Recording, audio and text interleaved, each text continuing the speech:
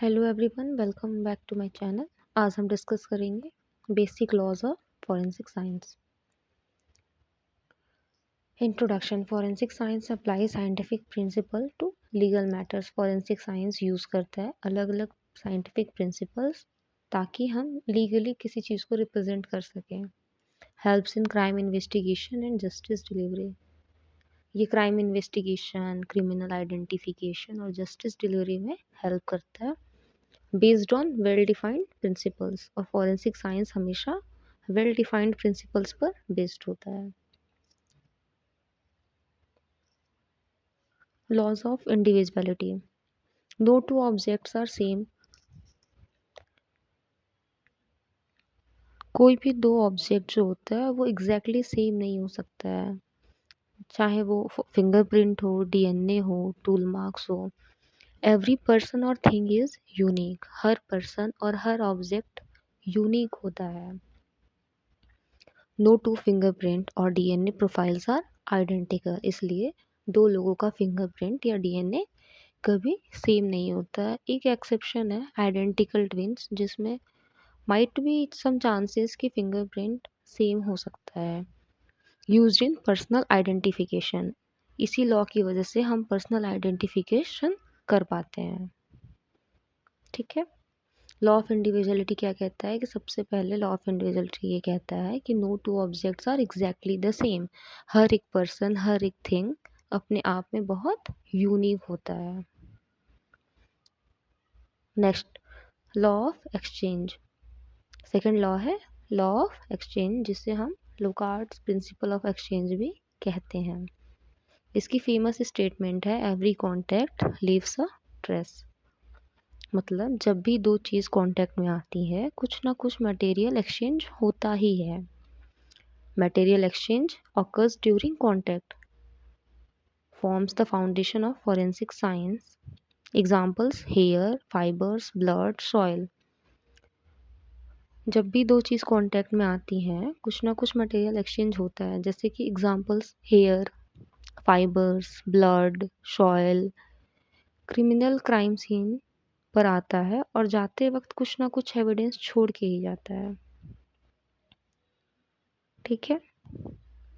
और law of exchange से ही foundation हुआ फॉरेंसिक साइंस का कि हाँ, लीगली हम किसी चीज़ को एग्जामिन कर सकते हैं। अगर आप कहीं क्राइम सीन पे गए हुए हो तो अगर आपका शू प्रिंट भी दिख रहा है, अगर आप शूज़ पहन के गए हो तो कहीं ना कहीं आपका शू प्रिंट के मार्क्स होंगे, तो वो कहीं ना कहीं लॉ ऑफ एक्सचेंज के अंडर में ही आता है। तो इस तरीके से एक ये बिल्डअप करता है चीज़ों को रिलेट करने के लिए। ठीक है।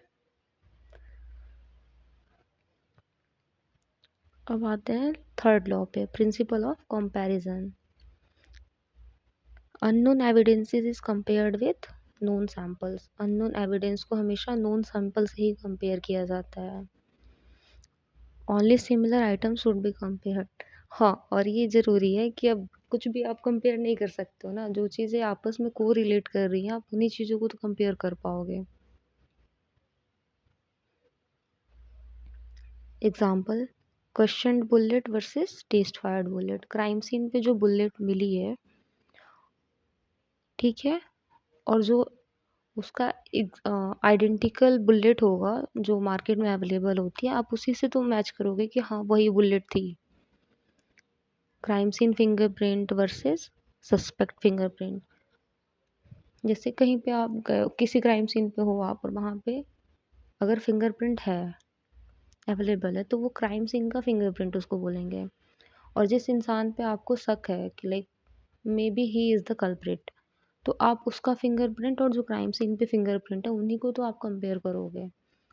अलग चीज़ों को कंपैरिजन कभी वैलिड नहीं होगा। जैसे कि अलग अलग चीज़ें हैं और उनका आप कंपैरिजन करोगे तो कभी भी वो वैलिड नहीं होता है। इसीलिए हमेशा सिमिलर जो चीज़ें होंगी उनको ही आप कंपेयर कर पाओगे। ठीक है। अब आते हैं नेक्स्ट प्रिंसिपल पे, जिसका नाम है principle of probability. Forensic conclusions are based on probability.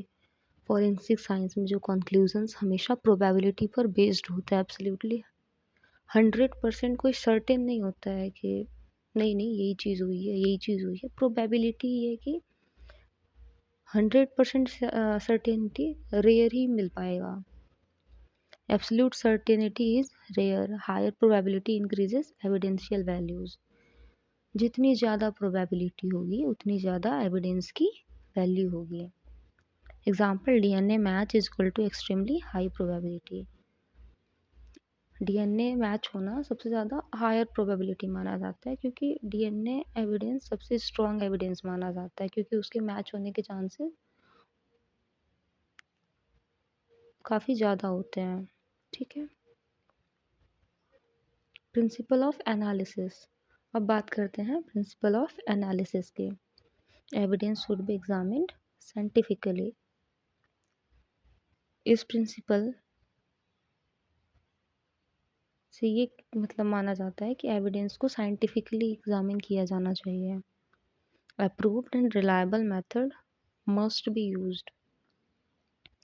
Approved चीज़ें ही यूज़ करनी चाहिए। जैसे अगर आप डीएनए ही चेक कर रहे हो तो डीएनए आप लैब में चेक कर पाओगे, क्राइम सीन पे बैठे बैठे थोड़ी चेक कर पाओगे कि हाँ ये स्पेसिफिक डीएनए इस स्पेसिफिक इंडिविजुअल को बिलोंग करता है। नहीं, तो एनालिसिस आप एनालिसिस वाली जगह पे ही तो कर पाओगे ना, लैब में जाके, जहाँ पे इंस्ट्रूमेंट्स होंगे, जहाँ पे हर एक चीज़ अवेलेबल होगा। List destructive methods preferred. List destructive method को ही प्रिफर किया जाता है, जहाँ पे ज़्यादा डिस्ट्रक्शन ना हो पाए चीज़ों का, एविडेंसेस का। जैसे example presumptive test, confirmatory test. पहले हम प्रिजम्पटिव टेस्ट करते हैं और फिर कंफर्मेटरी करते हैं, ताकि एविडेंस वेस्ट या डिस्ट्रॉय ना हो। पता चला पहले ही प्रिजम्पटिव कर दिया, पूरा डीएनए ख़त्म, तो फिर आप कंफर्मेशन किस चीज़ का दोगे। तो एनालिसिस के भी काफ़ी अच्छे अच्छे स्टेप्स होते हैं, सारे स्टेप्स को फॉलो अप करना चाहिए। ठीक है। अब आते हैं नेक्स्ट इम्पॉर्टेंट प्रिंसिपल पे, principle of progressive change. Evidence changes with time and environment. Evidence time और इन्वायरमेंट के साथ साथ चेंज होता रहता है। Decomposition, blood stain, ageing. जैसे एग्जांपल्स में कुछ ऐसे आएंगे कि डेड बॉडी का डिकम्पोजिशन होना, ब्लड स्टेन का एज होना, लाइक काफ़ी लंबे टाइम तक ब्लड पड़ा हुआ है तो वो स्टेन जो होता है उसका एज हो गया। अर्ली कलेक्शन इज़ इम्पॉर्टेंट, इसलिए अर्ली एविडेंस कलेक्शन बहुत ज़रूरी होता है, वरना एविडेंस की वैल्यू कम हो जाती है। ठीक है।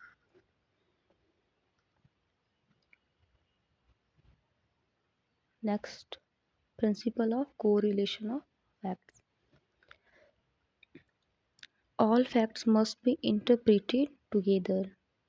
सभी फैक्ट्स को साथ में इंटरप्रेट किया जाता है। जैसे crime scene findings, laboratory results और ऑटोप्सी रिपोर्ट। जैसे कोई पर्सन है और उसकी डेथ हो गई है, तो सबसे पहले हम क्या देखेंगे, क्राइम सीन पे हमें क्या क्या मिला है। फिर दूसरा हम ये देखेंगे कि लैब में हमें क्या क्या रिजल्ट्स आए हैं। फिर तीसरा हम ये देखते हैं कि ऑटोप्सी की रिपोर्ट क्या कह रही है। तो इन सबको को रिलेट करके ही हम फाइनल फॉरेंसिक ओपिनियन देते हैं। ठीक है। All facts must be correlated to reach a final conclusion. Single fact पर डिसीजन लेना फॉरेंसिक साइंस में गलत होता है।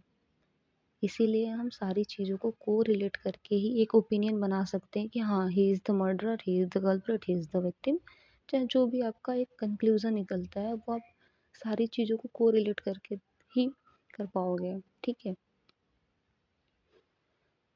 Conclusion. Forensic principles guide evidence handling. ये सारे बेसिक लॉज जो फॉरेंसिक साइंस के हैं वो एविडेंस को हैंडल करने के लिए गाइड देते हैं या तरीका बताते हैं। ये ensure scientific accuracy and reliability. ये इंश्योर करते हैं कि साइंटिफिक एक्यूरेसी है, उसमें रिलायबिलिटी है और प्रॉपर क्राइम सीन का रिकंस्ट्रक्शन किया जाता है। अल्टीमेटली जस्टिस डिलीवरी में हेल्प करते हैं। ठीक है। Thank you.